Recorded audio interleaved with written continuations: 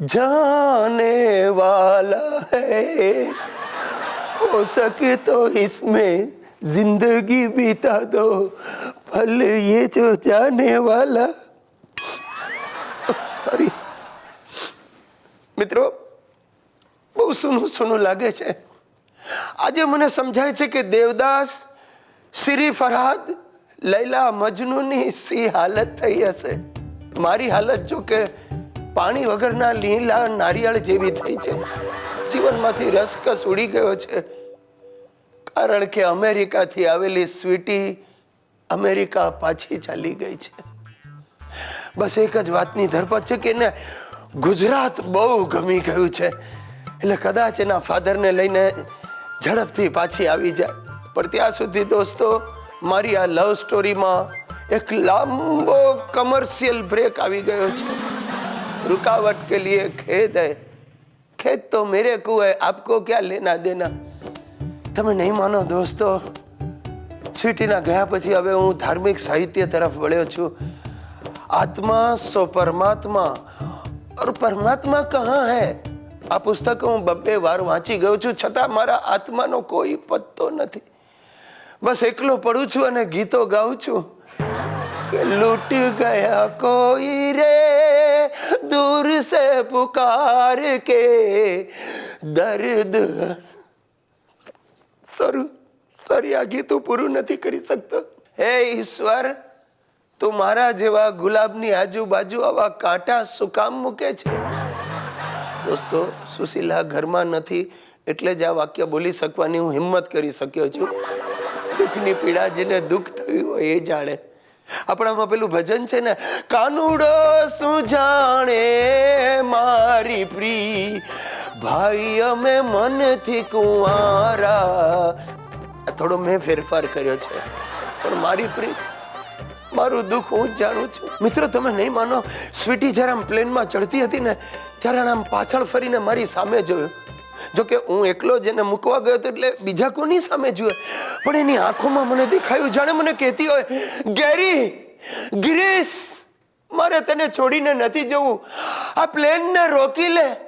અને તમે નહીં માનો સાહેબ, હું આગળ પણ વધ્યો, પણ હું ઉડતા પ્લેનને રોકી ન શક્યો, કારણ કે સિક્યોરિટી વાળા અલમસ્ત ગાર્ડે મને કોણી મારી અને હું ગળથોલિયું ખાઈ ગયો. એ સિક્યોરિટી વાળો ક્યારે કોઈના પ્રેમમાં નહીં પડે, બીજું શું. બસ હવે તો ભગવાનને પ્રાર્થના કરું છું કે મારા આત્માને શાંતિ આપ અને સ્વીટી ઝટ પાછી આવે એવી એને સદબુદ્ધિ આપ. સ્વીટી સ્વીટી સ્વીટી તેરા પ્યાર ચાહીદા, સ્વીટી સ્વીટી સ્વીટી. ગિરીશ! અરે મરી ગયા ભાઈ, મારી સુસલીની સાયરન વાગી. Yes darling. એક સરખા દિવસ સુખના કોઈ ના જાતા નથી, ને મારા તો દિવસો જ ભરાઈ ગયા છે સાહેબ. આ મારો સાળો શંભુ ને મારી શાળાવેલી હંસા જળોની જેમ વળગ્યા છે. આ ગઈકાલે હંસલી મારી હારે જોગિંગ પર આવી ગાર્ડનમાં 5 ગ્લાસ જ્યુસના ઠોકી ગઈ અને ઘરે આવીને તપેલી ભરીને બટાટા પૌવા ઝાપટી ગઈ.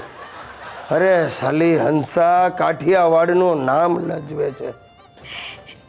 હે બનેવી રેડ, આજે ક્યાં લઈ જશો? પાંજરાપોળમાં. ચાંદલાવડમાં? Very good.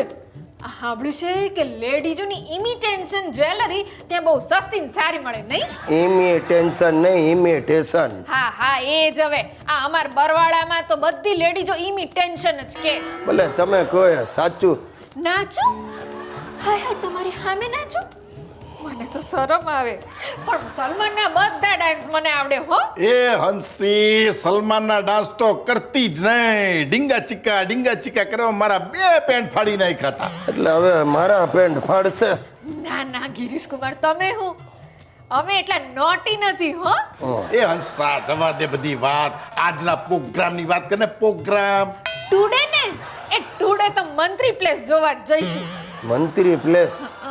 ઓહો, એટલે તમારે ગાંધીનગર જવું જ મંત્રીઓના બંગલા જોવા? બનેવી લાલ, એટલે એને મસ્ત થિયેટરમાં પિક્ચર જોવા જાવું છે. પિક્ચર? એટલે મલ્ટીપ્લેક્સમાં જવું. હા ઈ જ. એ ત્યાં જઈને મોટા તબડકા ભરીને ધાણી ખાવી છે ને પવાલા ભરીને શરબત પીવા છે. બાપનો માલ શરબત પીવા.